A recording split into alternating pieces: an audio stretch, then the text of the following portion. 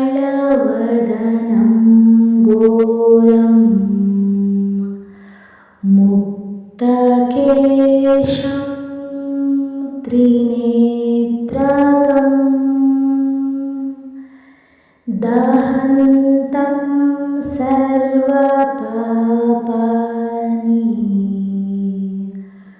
रुद्रं वन्दे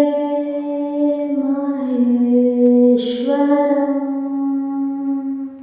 ಇಂದು ಮಹಾಶಿವರಾತ್ರಿ ವಿಶೇಷವಾದ ದಿನ.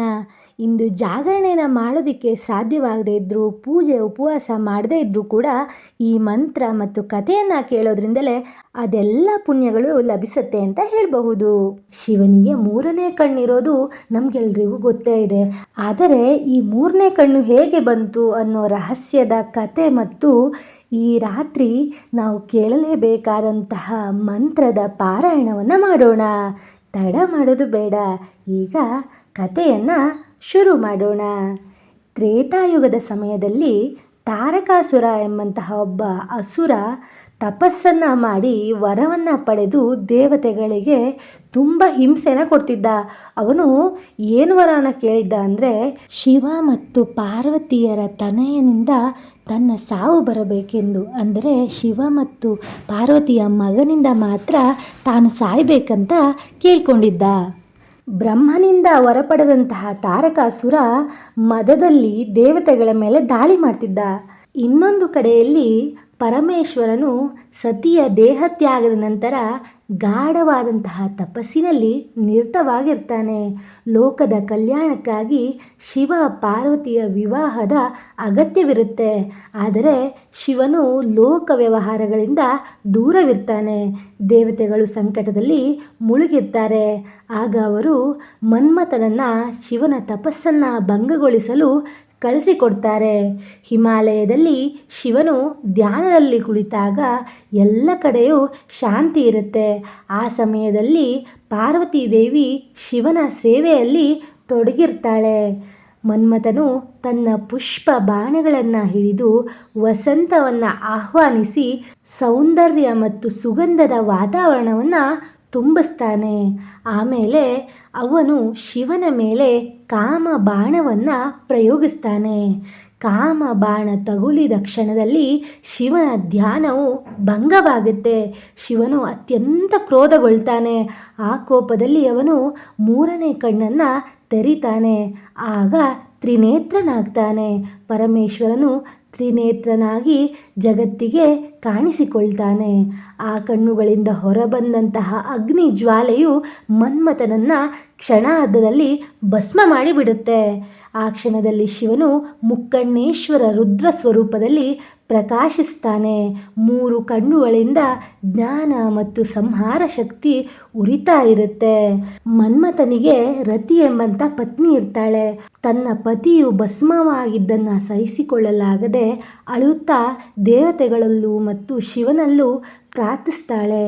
ಅವಳ ಪ್ರಾರ್ಥನೆಗೆ ಕರಗಿದಂತಹ ಪರಮೇಶ್ವರನು ಮನ್ಮಥನಿಗೆ ಅನಂಗ ಅಂದರೆ ದೇಹವಿಲ್ಲದ ರೂಪದಲ್ಲಿ ಪುನರ್ಜನ್ಮವನ್ನು ನೀಡ್ತಾನೆ. ಅಂದರೆ ಮನ್ಮಥನು ರತಿಗೆ ಮಾತ್ರ ಕಾಣಿಸಿಕೊಳ್ಳುವಂತೆ ರೂಪವನ್ನು ಕೊಡ್ತಾನೆ. ಕಾಮವು ರೂಪವಿಲ್ಲದೆ ಮನಸ್ಸಿನೊಳಗೆ ಮಾತ್ರ ವಾಸಿಸುವುದಾಗಿ ಕೂಡ ಅವನು ಆ ಕ್ಷಣದಲ್ಲಿ ವರವನ್ನು ನೀಡ್ತಾನೆ. ಅದಕ್ಕಾಗಿಯೇ ಕಾಮವು ಕಾಣುವುದಿಲ್ಲ, ಅದು ಮನಸ್ಸಿನಲ್ಲಿ ಬೇರೂರುತ್ತೆ. ಕಾಮಕ್ಕೆ ರೂಪವಿಲ್ಲ ಎಂಬುದನ್ನು ಪರಮೇಶ್ವರನು ಹೇಳ್ತಾನೆ. ಈ ಘಟನೆಯ ನಂತರ ಪಾರ್ವತಿಯ ತಪಸ್ಸು ಮತ್ತು ಭಕ್ತಿಯಿಂದ ಶಿವನು ಪ್ರಸನ್ನನಾಗ್ತಾನೆ. ಅವರ ವಿವಾಹವು ಅದ್ಧೂರಿಯಿಂದ ನೆರವೇರುತ್ತೆ. ನಂತರ ಹುಟ್ಟಿದ ಕಾರ್ತಿಕೇಯನು ತಾರಕಾಸುರನ ಅಂತ್ಯವನ್ನು ಮಾಡ್ತಾನೆ. ಮೂರು ಕಣ್ಣುಳ್ಳಂತಹ ತ್ರಿನೇತ್ರನಾದಂತಹ ಶಿವನು 3 ಕಾಲಗಳ ಜ್ಞಾನವನ್ನು ಹೊಂದಿರ್ತಾನೆ. ಭೂತಕಾಲ, ವರ್ತಮಾನ ಕಾಲ ಮತ್ತು ಭವಿಷ್ಯತ್ ಕಾಲಗಳನ್ನು. ಆದ್ದರಿಂದ ಅವನನ್ನು ಕಾಲಾತೀತ ಅಂತ ಕೂಡ ಕರೀತಾರೆ. ಮುಕ್ಕಣ್ಣೇಶ್ವರನ ಅನುಗ್ರಹದ ಫಲದಿಂದ ನಮಗೆ ಮನೋಬಲ ಹೆಚ್ಚಳವಾಗುತ್ತೆ, ಆತ್ಮವಿಶ್ವಾಸ ವೃದ್ಧಿಸುತ್ತೆ, ದುಷ್ಟ ಚಿಂತನೆಗಳ ಶಮನವಾಗುತ್ತೆ, ಆಧ್ಯಾತ್ಮಿಕವಾಗಿ ಜಾಗೃತಿಯನ್ನು ಹೊಂದ್ತೀವಿ. ತ್ರಿನೇತ್ರನ ಎಡಕಣ್ಣು ಅಂದರೆ ಚಂದ್ರನನ್ನು ಸೂಚಿಸುತ್ತೆ, ಶಾಂತಿ, ದಯೆ ಮತ್ತು ಭಾವನೆಯನ್ನು. ಇನ್ನು ಬಲಗಣ್ಣು ಸೂರ್ಯನನ್ನು ಪ್ರತಿನಿಧಿಸುತ್ತೆ, ಶಕ್ತಿ, ಕ್ರಿಯಾಶೀಲತೆ ಮತ್ತು ಧರ್ಮರಕ್ಷಣೆಯಾಗಿದೆ. ಇನ್ನು ಮಧ್ಯದ ಕಣ್ಣಾದಂತಹ ಮುಕ್ಕಣ್ಣು ಅಗ್ನಿಯನ್ನು ಸೂಚಿಸುತ್ತೆ, ಅದು ಜ್ಞಾನ, ಅಜ್ಞಾನದ ದಹನ ಮತ್ತು ಸಂಹಾರವನ್ನು ಸೂಚಿಸುತ್ತೆ. ಮೂರನೇ ಕಣ್ಣು ಎಂದರೆ ಯೋಗದಲ್ಲಿ ಆಜ್ಞಾ ಚಕ್ರವಾಗಿದೆ. ಭೂಮಧ್ಯದಲ್ಲಿ ಧ್ಯಾನಿಸಿದಾಗ ಮನಸ್ಸಿನ ಅಸ್ಥಿರತೆಯು ಕಡಿಮೆಯಾಗುತ್ತೆ. ಮುಕ್ಕಣ್ಣೇಶ್ವರನು ಶಿವನ ರುದ್ರ ಸ್ವರೂಪ. ಮೂರು ಕಣ್ಣು ಎನ್ನುವುದು ಕೇವಲ ರೂಪ ಮಾತ್ರ ಅಲ್ಲ, ಅದು ಆಳವಾದಂತಹ ತತ್ವ, ಯೋಗ ಮತ್ತು ಆತ್ಮಜ್ಞಾನದ ಸಂಕೇತವಾಗಿದೆ. ಈ ಕಥೆಯಿಂದ ನಮಗೆ ತಿಳಿಯುವುದೇನೆಂದರೆ, ಅಂತರಂಗದಲ್ಲಿರುವಂತಹ ಕಾಮ, ಕ್ರೋಧ, ಅಹಂಕಾರಗಳನ್ನು ಜ್ಞಾನಾಗ್ನಿಯಿಂದ ದಹಿಸಿದಾಗ ಮಾತ್ರ ಪರಮಶಾಂತಿ ದೊರೆಯುತ್ತೆ ಅಂತ. ಸೂರ್ಯ, ಚಂದ್ರ, ಅಗ್ನಿಯನ್ನು ಮೂರು ಕಣ್ಣುಗಳಲ್ಲಿ ಹಿಡಿದಿಟ್ಟುಕೊಂಡಿರುವಾತನೇ ಪರಮೇಶ್ವರ. ಅಜ್ಞಾನ ಮತ್ತು ಅಹಂಕಾರದ ನಾಶವನ್ನು ಮಾಡಿ ಇಂದ್ರಿಯಗಳ ನಿಯಂತ್ರಣವನ್ನು ಸಾಧಿಸೋಕೆ ಇವನೇ ಬೇಕು. ಇಂತಹ ಅದ್ಭುತವಾದಂತಹ ತ್ರಿನೇತ್ರನ ಕಥೆಯನ್ನು ಕೇಳಿಯಾಯಿತು. ಇನ್ನು ತ್ರಿನೇತ್ರನ ಮಂತ್ರಗಳನ್ನು ಶ್ರವಣ ಮಾಡುತ್ತಾ, ಪಾರಾಯಣ ಮಾಡುತ್ತಾ ಇವತ್ತಿನ ಶಿವರಾತ್ರಿಯನ್ನು ನಾವು ಅರ್ಥಪೂರ್ಣವಾಗಿಸಿ ಶಿವನ ಕೃಪೆಗೆ ಪಾತ್ರರಾಗೋಣ.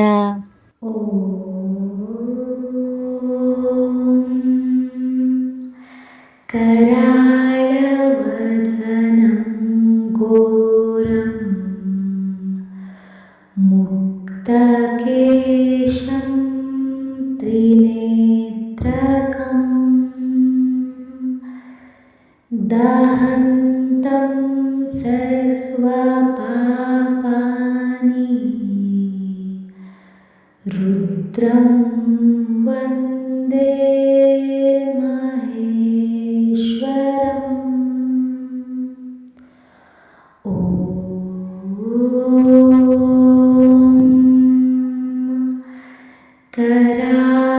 ಕರಾಳವದನಂ ಘೋರಂ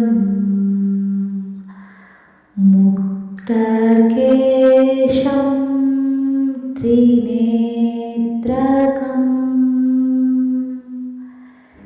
ದಹಂತಂ ಸರ್ವಪಾಪಾನಿ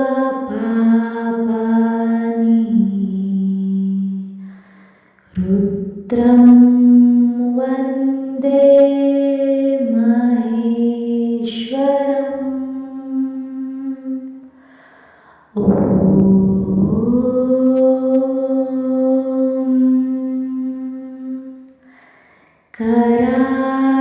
ಕರಾಳವದನಂ ಘೋರಂ ಮುಕ್ತಕೇಶಂ ತ್ರಿನೇತ್ರಕಂ ದಹಂತಂ ಸರ್ವಪಾಪಾನಿ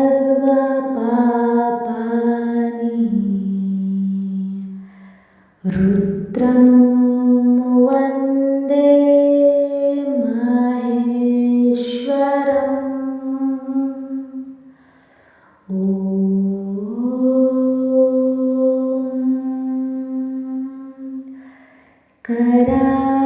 ಕರಾಳವದನಂ ಘೋರಂ ಮುಕ್ತಕೇಶಂ ತ್ರಿನೇತ್ರಕಂ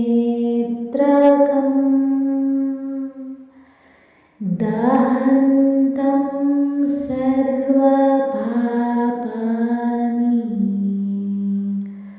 ರುದ್ರಂ ವಂದೇ ಮಹೇಶ್ವರಂ.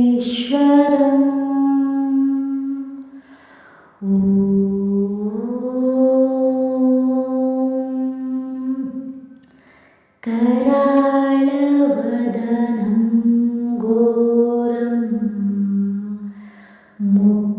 ಮುಕ್ತಕೇಶಂ ತ್ರಿನೇತ್ರಕಂ ದಹಂತಂ ಸರ್ವಪಾಪಾನಿ ರುದ್ರಂ ವಂದೇ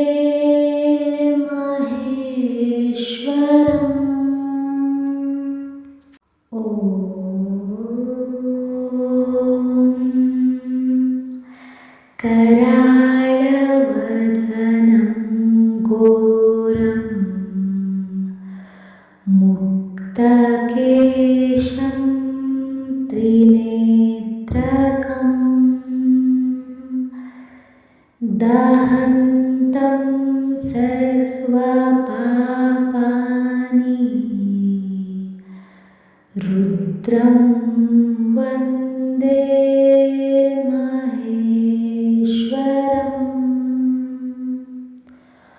ॐ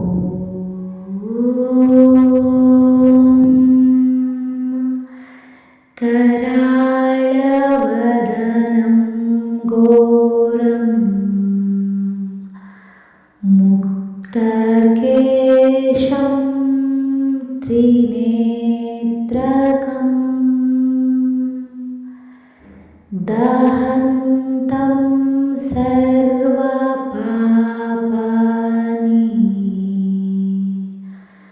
रुद्रं वन्दे महेश्वरम्। ॐ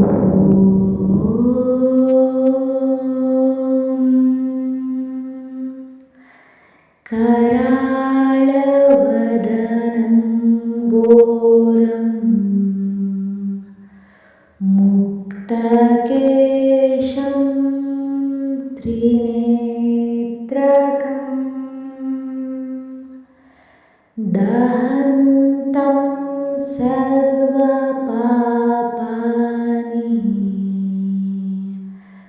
रुद्रं वन्दे महेश्वरम्। ॐ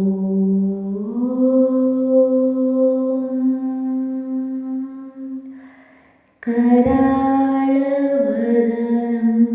घोरं मुक्तकेशं त्रिनेत्रकं दहन्तं सर्वपापानि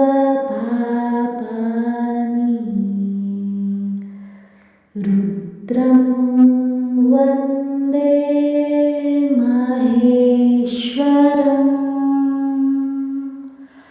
ॐ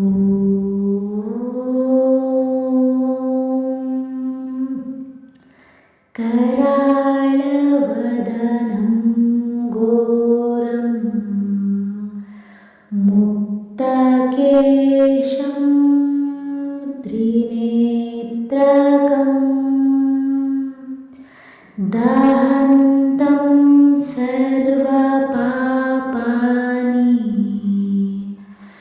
रुद्रं वन्दे महेश्वरम्। ॐ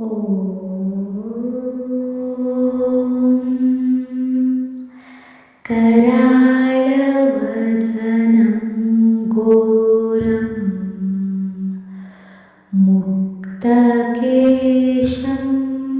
त्रिनेत्रकं दहन्तं सर्वपापानि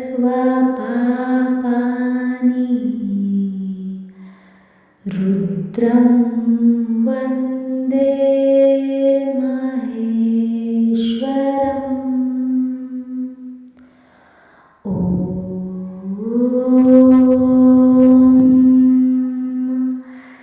कराळवदनं घोरं मुक्तकेशं त्रिनेत्रकं दहन्तं सर्वपापानि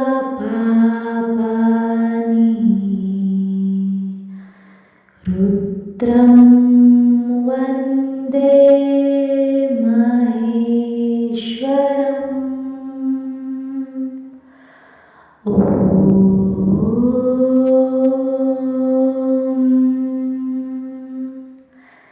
कराळवदनं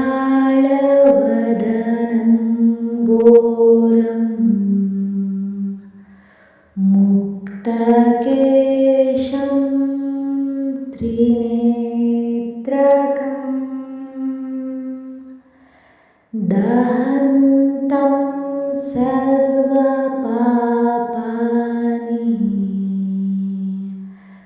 रुद्रं वन्दे महेश्वरम्।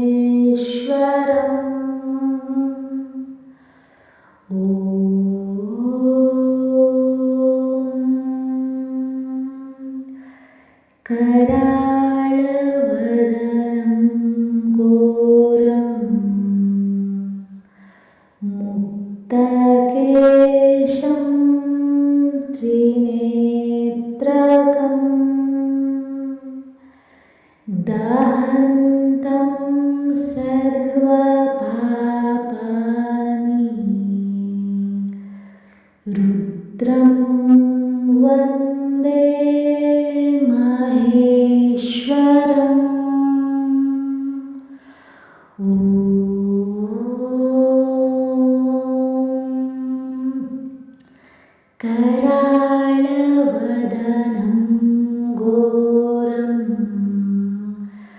मुक्तकेशं त्रिनेत्रकं दहन्तं सर्वपापानि रुद्रं वन्दे महेश्वरम्। ॐ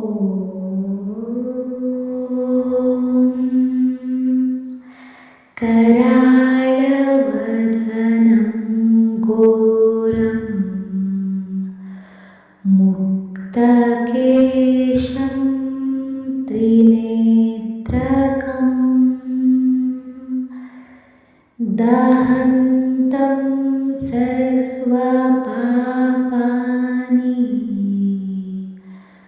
रुद्रं वन्दे महेश्वरम्। ॐ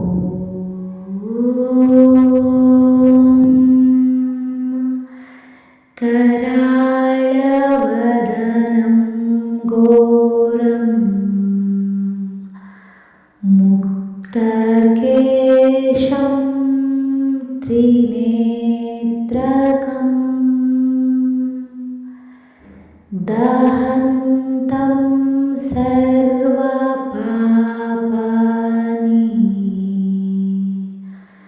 रुद्रं